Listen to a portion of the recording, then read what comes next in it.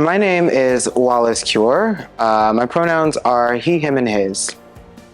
So, your family is very important. Usually, when we think about family, of course, there's the family that we're given, which is usually people that we are related to that are sort of like, living with us and helping us make decisions and hopefully supporting us throughout time.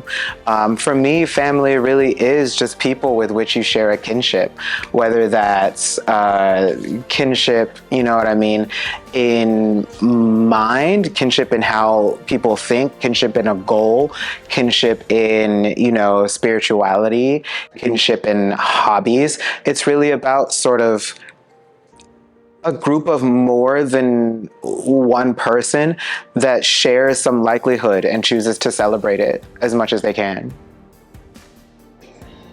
I never leave the house without my planner. I never leave the house without a bar of soap.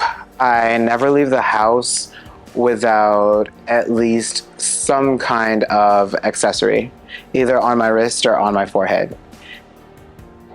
People will often ask me what I would tell my 10-year-old self, and one thing that I know I would absolutely have to tell my 10-year-old self is get that out of your mouth, you found it on the ground. That's pretty much all you need to know. Gummy worms were like my favorite food. I was really curious, but also fun-loving. Lots of ideas. Before I wrote jokes, I wrote poetry. And so lots of like songs and writings, drawings, different forms of art. I've been writing for about as long as I can remember, and honestly, it's I don't know how to put it, it's not so much about what I get from it as it is what other people get from it and how I can celebrate that. I find that people are sort of really, really, interested. When I tell people jokes, one of the main things that they say is that I never thought of that way, or this is something that's really fun and it's stimulating for me. And that's one of the joys that I really kind of get from being in this realm, is that, I love the idea of like doing something that for other people feels like I'm pouring cold water directly onto their brains. Make a person laugh. I have been alcohol-free for 7 days. I didn't quit or anything, I just don't get paid until Friday. That's a joke that I really enjoy telling people because like they can relate, like people are like, oh my God, It's sort of you set up like one expectation and then something else happens, and that's lots of fun. Another joke I do is about being a non-binary person, where I usually will explain that, being non-binary means that I experience feminine emotions as well as masculine emotions. And then, some of the people who don't hear the terminology as much will look at me like they're confused. And then I'll say, to make it easier for you, being non-binary means I get mad at myself for leaving the toilet seat up. And people really sort of start to get what like being non-binary. Not only do they sort of understand non-binarism more, but they're having fun as we get to sort of like unpack it, Another one I do is being non-binary means I shop at Victoria's Secret while I wait outside. And so again, it sort of creates that like that fun. And then it's like a riddle for people to sort of figure out, and it's stimulating. It's so much fun to do and share with people. I'll date just about anybody who can tolerate me, honestly. It's the standards are just text me back. That's about it. Status doesn't matter. There's condoms, there's PrEP. That's easy. Race doesn't matter. Everybody in my family looks like me, so my genes are strong. So I really, no, there's not a whole bunch that I look for or am averse to.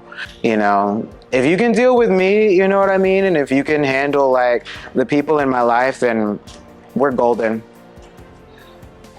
What's scarier? Again, I'm very careful about not attaching sort of stigma to myself so much as placing that sort of responsibility for protecting the victim on society, you know?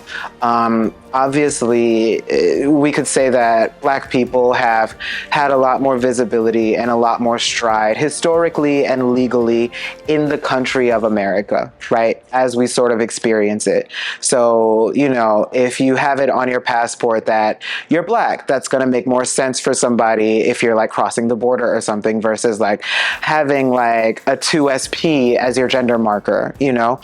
But other than that, again, a lot of the responsibility as far as me handling who I am and navigating society, that is just on society. I think that because we are in this sort of like society that has been dealing with a dichotomy of gender and a dichotomy of race for so long, that's kind of what's scary. Whereas if you were to go to somewhere where things are a little bit more generalized or a little, you know, less, things are a little more generalized or people are a little more understanding about, you know, how race works and how gender works, it stops being an issue, you know?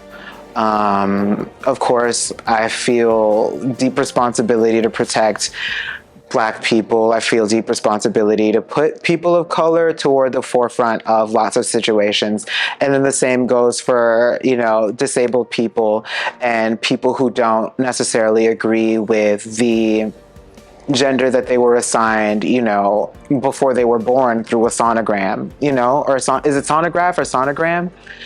You know what I mean? Where that's sort of ascribed to you and people are like buying all these blue balloons before they even get to know you. You know, I think that we need to have more conversations with those people before I think we get to have more of those conversations about how we can support everybody, you know. And also, I'm lucky enough to be in a really diverse culture where I don't have a whole bunch to worry about.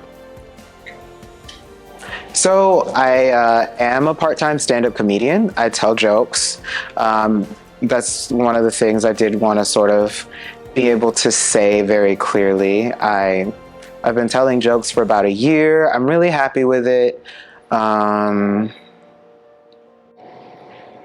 Yeah, just one of the things I enjoy about it is that you sort of put these things together for people and you get to sort of see them experience joy or help them experience joy. I don't know about anybody else in like this room, but like I happen to belong to one of the most educated and similarly one of the most miserable generations that the world has ever seen. And so it is so important to be able to create and share joy with other people. I belong to one of the most miserable generations and one of the most highly educated generations that this world has ever seen. And as such, it is so important that we all share joy with one another. And that's one of the reasons I'm sort of super excited to do all of this and write for other people.